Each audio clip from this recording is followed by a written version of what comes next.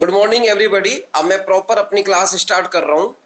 अपनी पिछली क्लास में हम लोग साक्षात्कार और अनुसूची के बारे में पढ़ चुके हैं। साक्षात्कार का मैंने सामान्य परिचय दिया था। उससे पहले मैंने आपको कहा कि जब कोई भी विद्वान अनुसंधान प्रक्रिया में अपने आप को सहभागी बनाता है या फिर कोई भी सर्वेक्षण या अनुसंधान का कार्य करता है, तो ऐसी स्थिति के अंदर उसे नवीन तथ्यों की प्राप्ति करनी होती है, जिसे हम डेटा कहते हैं। डेटा शब्द डेटम से बना है और डेटम का अर्थ होता है एक प्रदत्त वस्तु, यानी किसी अन्य के द्वारा हमें कोई वस्तु प्रदान की गई है, उसे हम डेटम कहेंगे।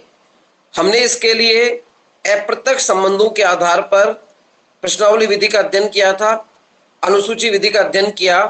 कल हम लोगों ने प्रश्नावली और अनुसूची के बीच अंतर की व्याख्या की थी। आज वाली क्लास में मैं आप लोगों को एक महत्वपूर्ण विधि है साक्षात्कार विधि, उसके बारे में हम चर्चा करेंगे। और ये साक्षात्कार विधि जो है यह भी प्रत्यक्ष संबंधों के आधार पर होती है। इस विधि के अंतर्गत अध्ययनकर्ता आमने सामने की स्थिति में तो होता ही है, साथ ही अध्ययनकर्ता अंतर के मन की जानकारी प्राप्त करना चाहता है।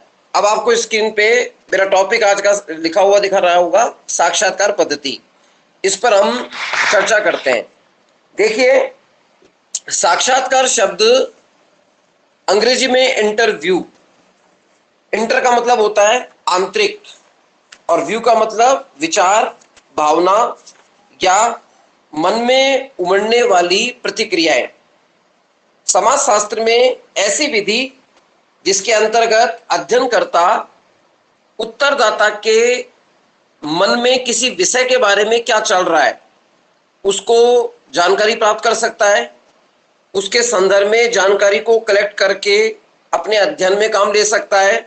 सामान्य अर्थ में इसे हम साक्षात्कार पद्धति कहते हैं। कुछ लोगों के दिमाग में यह प्रश्न उठता है कि साहब, साक्षात्कार का मतलब वो तो नहीं जो किसी नौकरी लगने से पहले इंटरव्यू होता है। तो यह मैं स्पष्ट कर दूं, इस तरह के साक्षात्कार का यहाँ पर कोई सरोकार नहीं है। वो व्यक्तित्व परीक्षण के लिए किया गया साक्षात्कार होता है, जबकि हमारे इस अध्ययन में साक्षात्कार है क्या, ध्यान से सुने। समाजशास्त्र की दृष्टि से साक्षात्कार एक ऐसी प्रक्रिया है जिसमें जो व्यक्ति जानकारी एकत्रित करता है उसको तो कहेंगे साक्षात्कारकर्ता। जो व्यक्ति जानकारियां प्रदान करता है यानी उत्तरदाता की भूमिका में है, उसे हम कहेंगे साक्षात्कारदाता।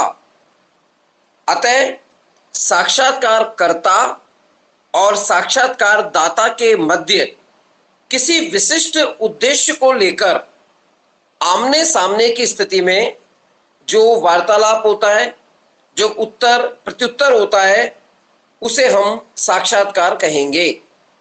अब यहां पे प्रश्न उठा कि उद्देश्य को लेकर वहां कोई जानकारी प्राप्त की जा रही है। अब मान लीजिए आपसे कहा जाए कि आप किसी क्षेत्र को चुनकर वहां किसी व्यक्ति विशेष की उपलब्धि को ध्यान में रखते हुए साक्षात्कार लीजिए। अभी सबसे ज्वलंत मुद्दा कौन सा चल रहा है कि भारत ने गोल्ड जीता और आपको अवसर मिल जाए कि नीरज चोपड़ा का हमें साक्षात्कार लेना है, क्योंकि उसकी उपलब्धि हमें दिखाई दे रही है। अब आप उसके आंतरिक विचारों को जानना चाहें, उनसे अपना इंटरव्यू डेट फिक्स होगी। उसके बाद हम जानना चाहेंगे कि भाला फेंकने की जो स्पर्धा है उसमें जाने का उनका रुझान कैसे हुआ, उनके अंदर उस स्पर्धा में जाने की प्रेरणा कहां से मिली। क्योंकि हम जानते हैं कि भारत तो कबड्डी, खो खो, सामान्य क्रिकेट, हॉकी इनमें ज्यादा लोकप्रिय है। एथलेटिक्स को यहाँ पे कम बल दिया जाता है। तो ऐसी स्थिति में हो सकता है कोई छिपी हुई बात हो, कोई उनके अंतर्मन में कोई ऐसा विचार हो जिसने उन्हें प्रेरित किया, और प्रेरित ही नहीं किया, इसको एक उपलब्धि के रूप में भी परिवर्तित करने का अवसर मिला है। तो हम साक्षात्कार से किसी भी व्यक्ति के आंतरिक विचारों को भली भांति जान सकते हैं। अगर इसकी हम शाब्दिक आधार पर व्याख्या करें तो शाब्दिक आधार पर व्याख्या करने पर अंग्रेजी का शब्द इंटरव्यू INTER इसका मतलब होता है भीतर या आंतरिक, और व्यू, VIEW अर्थात दृष्टि, देखना, दोनों को मिला दिया जाए तो बनेगा इंटरव्यू, किसी भी व्यक्ति के आंतरिक पट पर झांककर, उसको देखकर उसके बारे में अंतर्दृष्टि को विकसित करना। अब इसकी कुछ विद्वानों ने कोटेशन लिखी है, आप अपने कागज पेन जो सामने रखे हैं उनका उपयोग करें और नोट भी करते जाएं।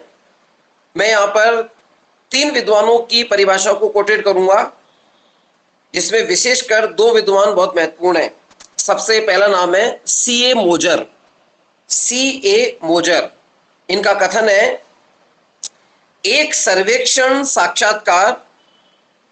साक्षात्कारकर्ता तथा उत्तरदाता के मध्य एक वार्तालाप है, जिसका उद्देश्य उत्तरदाता से निश्चित सूचना प्राप्त करना होता है। अब इस कोटेशन में मुख्य बात क्या निकल के आई? जो साक्षात्कार ले रहा है यानी कर्ता, और जो सूचना दे रहा है साक्षात्कार दाता, इनके बीच में वार्तालाप। अब ये वार्तालाप किस प्रकार का होगा? आप भली भांति समझ सकते हैं कि वार्तालाप इस प्रकार का नहीं है कि जिसमें हम उनकी रूटीन लाइफ के बारे में पूछ रहे हैं, उनके जीवन जीने की कुछ विशिष्ट विधा के बारे में पूछ रहे हैं। ये साक्षात्कार है जो बातें उसके मन में केंद्रित हो रही हैं, स्टोर हो रही है, उनको हम बाहर कैसे निकाल सकते हैं, उनको जो निकालने का आधार है वो यहाँ पर साक्षात्कार पद्धति में होगा। यानी एक उद्देश्यपूर्ण वार्तालाप को हम साक्षात्कार कह सकते हैं, ऐसा CA मोजर का कथन है। अगला हम कोटेट करें PV यंग। PV यंग ने परिभाषित करते हुए लिखा है, साक्षात्कार एक ऐसी क्रमबद्ध प्रणाली के रूप में माना जा सकता है जिसके द्वारा एक व्यक्ति दूसरे व्यक्ति के आंतरिक जीवन में थोड़ा बहुत कलात्मक रूप से प्रवेश करता है, जो कि उसके लिए सामान्यतः तुलनात्मक रूप से अपरिचित होता है।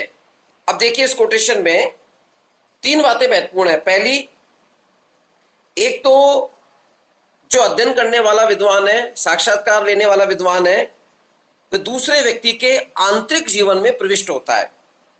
नंबर 2, कभी कभी कल्पनात्मक यानी नाटक करके, अभिनय करके भी एंट्री की जाती है, और ऐसे व्यक्ति के साथ साक्षात्कार अधिक लाभप्रद होता है जो तुलनात्मक रूप से अपरिचित हो, जिसके बारे में हम जानते नहीं हो। अब आपके मन में प्रश्न उठा होगा कि भाई तुलनात्मक रूप से अपरिचित है तो उससे फायदा क्या है? देखो, फायदा यह है, जिस व्यक्ति के बारे में हम पहले से जानते हैं तो हमारे दिमाग में उसकी पूर्व धारणा बन सकती है। जैसे मान लीजिए मैं कोई व्यक्तित्व आपके सामने बोलूं, विवेकानंद, तो विवेकानंद की छवि आपके दिमाग में आ जाएगी कि वो हिंदुवादी थे, विद्वान थे, गुरु भक्त थे, और उनकी वाक्पटुता से पूरा विश्व अचंभित था। मगर मैं इसकी जगह नाम ले दूं थॉमस एडिसन, अल्बर्ट पिंटो। अब ये तो आपने नाम पहली बार सुना है, अब उसके बारे में आप इमेज नहीं बना सकते, आप वही अध्ययन करेंगे जो दिखाई दे रहा है। तो ऐसी स्थिति में उस व्यक्ति से आप वार्तालाप करेंगे, औपचारिक, उद्देश्यपूर्ण, और विषय से संबंधित होगा तो बहुत अच्छी बात है। और विषय से संबंधित जब हम जानकारी प्राप्त करते हैं, अब उसको हम लिख लेते हैं। यहां पर भी एक बड़ी टेक्निकल प्रॉब्लम है। टेक्निकल प्रॉब्लम यह है कि किसी व्यक्ति के सामने आप कागज पेन लेके जा रहे हैं और उससे कहें कि भाई आप बताइए आरक्षण के बारे में आपके क्या विचार हैं। अब वो व्यक्ति बताने लगा और आप हाथ में कागज पेन लेके फटाफट लिखने लगे, तो सामने वाले व्यक्ति के ऊपर एक मानसिक दबाव आ जाता है।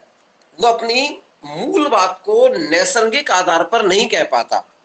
ऐसी स्थिति में जब वो नहीं कह पाएगा तो एक चुनौती होती है, ये इसकी कमी भी है। तो इसके लिए हमें क्या करना चाहिए? इसके लिए मैंने एक थ्योरी डेवलप कर रखी है, उसको मैं आपके साथ शेयर करना चाहता हूं। थ्योरी क्या है? 3 बातें विशेष ध्यान रखें। सबसे पहले स्मृति, मतलब आपकी याददाश्त बढ़िया होनी चाहिए। नंबर 2, ध्यान, आप किसी बिंदु पर फोकस करें। और नंबर 3, प्रलेखन। ये 3 चीजें जब हो जाएंगी, आप बेस्ट क्वालिटी का साक्षात्कार कर सकते हैं। देखिए, इसको मैं एक सामान्य अर्थ में स्पष्ट करना चाहूंगा। सबसे पहले स्मृति। स्मृति का मतलब क्या है? आपकी याददाश्त सही रहनी चाहिए किसी घटना के संदर्भ में। अब ये कब रह सकती है याददाश्त सही? आप किसी फील्ड में गए और वहां जाकर आपने देखा कोई घटना घटित हो रही है, आप दूर खड़े चुपचाप देखते रहिए। आप ध्यान में रखिए याददाश्त में क्या क्या आपने देखा। अब देखना भी क्या, ये नहीं कि उसने कौन से कपड़े पहने हैं, वो किस तरह की बातें कर रहा है, नहीं, वो बोल कैसे रहा है, उसकी बॉडी लैंग्वेज कैसी है, उसका व्यवहार करने का तरीका कैसा है, यह आपके दिमाग में होना चाहिए। फिर उसके बाद जिस व्यक्ति से आप जानकारी प्राप्त कर रहे हैं उसकी बात को गौर से ध्यानपूर्वक सुनना है, और सुनने के बाद अपने को यह अर्थ निकालना है कि वो कहना क्या चाहता है। ये नहीं कि वो कहता रहा कुछ अलग और आप समझ रहे हैं कुछ अलग, तो ये ठीक नहीं होगा। आप भली भांति उसकी बात को समझिए और वो क्या कहना चाहता है उस भाव को दिमाग में रखिए।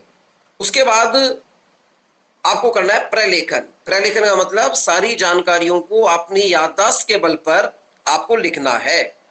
ये आप तभी कर सकते हैं जब आपकी बहुत अच्छी प्रलेखन क्षमता होगी, या फिर आप समझ सकते हैं कि आप एक विशेष प्रकार की बुद्धिमत्ता के अनुसार किसी कार्य को याद रख सकते हैं। इससे वो दोष भी दूर हो जाएगा कि जिसमें अध्ययनकर्ता ये सोच रहा था कि पता नहीं मेरे सामने क्या लिखा जा रहा है, मेरे बारे में बुरा तो नहीं लिखा जा रहा है। ये सारी भ्रांतियां भी इसके अंदर दूर हो जाती हैं। इस प्रकार जब हम किसी व्यक्ति से वार्तालाप करेंगे तो वार्तालाप के आधार पर साक्षात्कार के माध्यम से हम किसी भी विषय के बारे में संपूर्ण जानकारी प्राप्त कर सकते हैं। अब इसका एक अगला पहलू क्या है? प्रमुख विद्वान एम.एच. गोपालन वो कहते हैं कि साक्षात्कार उत्तर का प्रत्युत्तर है। अब दो शब्द आ गए, उत्तर और प्रत्युत्तर। यानी सामने वाले व्यक्ति ने कोई बात आपसे कही, आपने सुनी, उसको आपने प्रत्युत्तर किया, उसको जवाब देने का प्रयास किया, और यही हाजिर जवाबी, यही एक सूक्ष्म रूप से साक्षात्कार पद्धति का प्रारूप बन जाता है। अब प्रश्न उठता है, साक्षात्कार पद्धति का प्रयोग हम किन लोगों के साथ कर सकते हैं? आपके सामने एक सिचुएशन दे रहा हूं। एक कोई सामाजिक आंदोलन करने वाला नेता है, एक कोई जघन्य अपराध करने वाला अपराधी है, और एक राह चलता हुआ सामान्य ग्रामीण व्यक्ति है। अब इन तीन में से बेस्ट तरीका साक्षात्कार का किसके साथ रहेगा? निश्चित तौर पर अपराधी व्यक्ति से आप बात नहीं करेंगे, क्योंकि यदि आपको अपराधी व्यक्ति से साक्षात्कार करना है तो वो भी जानता है कि वो अपराधी है, और आप उसके जुर्म के बारे में, उसके व्यक्तिगत जीवन के बारे में बात करेंगे तो उसको शायद बुरा लगे और वो आपके साथ हाथापाई पे भी आ सकता है। तो बजाय उसके बारे में पूछने के आप क्या करें, उसके परिवारजनों से मिलिए, उसकी पत्नी, बच्चे, भाई बंधुओं से पूछिए कि वो अपराधी क्यों बना, उसके अपराधी बनने के कारण क्या है। तब शायद आपको ज्यादा उसके कार्य कारण संबंधों के बारे में पता चलेगा। अब दूसरा आ गया कि राह चलता हुआ व्यक्ति। आप किसी अननोन पर्सन से जाते सीधा कहते कि अच्छा बताइए आपके गांव में जनगणना हुई थी तो कितनी जनसंख्या है, स्कूल कितने हैं, कॉलेज कितने हैं, क्या आपके अस्पताल है? वो भुचक्का हो जाएगा, मेरे से क्यों पूछ रहे हैं भाई, मैंने ऐसा क्या कर दिया जो मुझसे जानकारी ली जा रही है? तो वो भी साक्षात्कार का सही रूप नहीं होगा। लेकिन तुलनात्मक रूप से किसी ऐसे व्यक्ति ने जिसने कोई उपलब्धि हो, कोई जनप्रतिनिधि हो, या उसने अपने कार्यों के माध्यम से इस प्रकार का माहौल तैयार कर रखा है कि उसकी वजह से वो एक एक्टिविस्ट के रूप में जाना जाता है या प्रमुख व्यक्तित्व के रूप में जाना जाता है। यदि आप उस व्यक्ति के पास जाकर सबसे पहले अपना परिचय दें, अपना अध्ययन का उद्देश्य बताएं और उससे कहें कि अगर आपको बुरा ना लगे तो मैं कुछ समय आपसे औपचारिक वार्तालाप करना चाहते हैं, और परमिशन दे दे, तो वो भी मेंटली प्रिपेयर हो जाएगा साक्षात्कार देने के लिए। यहाँ मैं इस तथ्य पर ज्यादा बल दे रहा हूं कि साक्षात्कार लेना और देना जितना ही महत्वपूर्ण है उतना ही ज्यादा महत्वपूर्ण होता है साक्षात्कार के लिए मानसिक रूप से स्वयं को तैयार करना। दोनों ही पक्ष हैं, जो इंटरव्यू ले रहा है वो भी मेंटली प्रिपेयर होना चाहिए, जो इंटरव्यू दे रहा है वो भी मेंटली प्रिपेयर होना चाहिए, क्योंकि उसे ये पता होना चाहिए कि मैं किसी प्रश्न का कोई जवाब दे रहा हूं तो उसका कितना दूरगामी परिणाम हो सकता है उसके जवाब से कोई बहुत बड़ी रणनीति बनने वाली हो, कोई सरकारी योजना को क्रियान्वित किया जा रहा हो, तो बहुत ध्यान रखने योग्य बात होती है कि उसे वहां सटीक जानकारी कैसे प्रदान करनी है, इसका मेंटली प्रिपरेशन हो।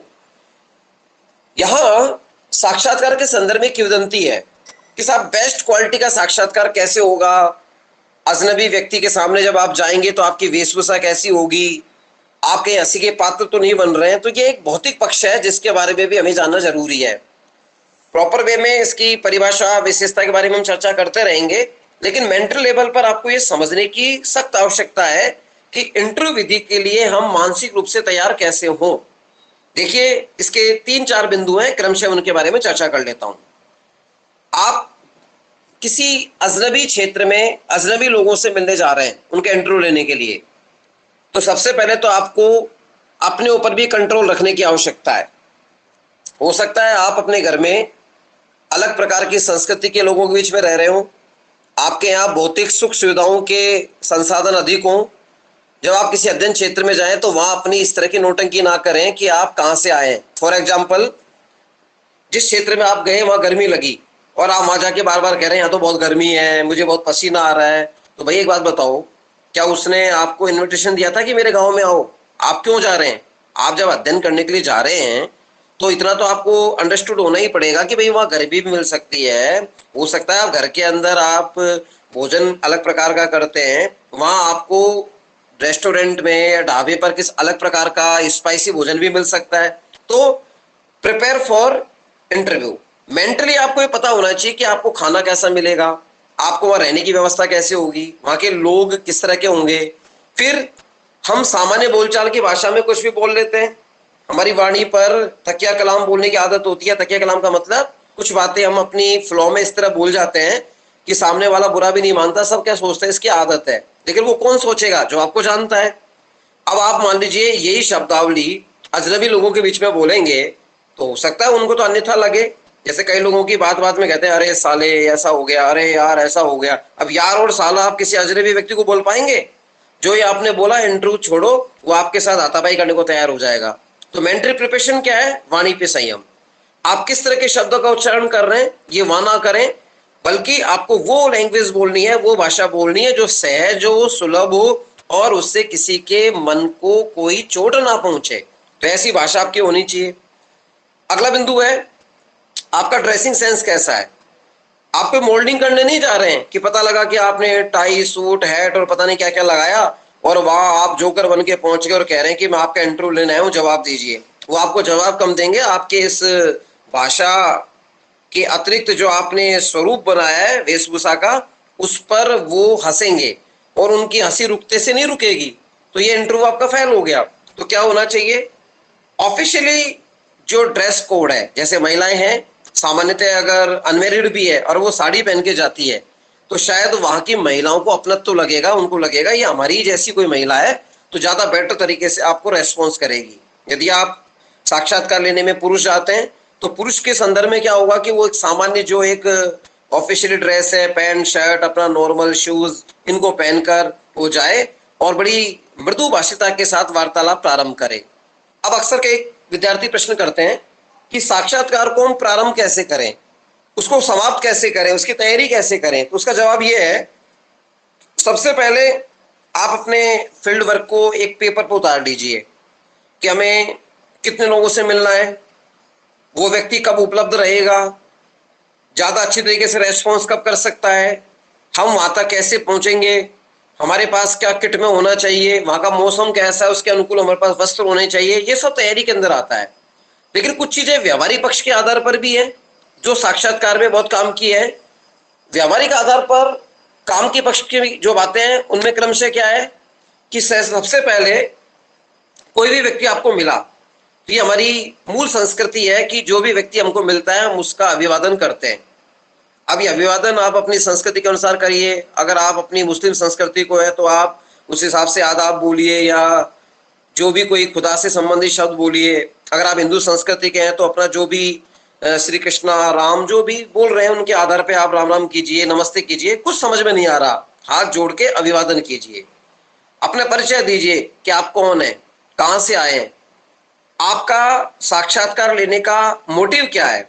जैसे मान लीजिए मैं किसी बेरोजगार व्यक्ति से साक्षात्कार ले रहा हूं तो मेरा प्रश्न उसको है कि भाई मैं एक समाजशास्त्री हूं, मैं आपसे जानकारी लेना चाहता हूं कि सरकार की योजनाएं इतनी बन रही है, अरबों का बजट बन रहा है, आप बेरोजगार हैं तो क्यों हैं?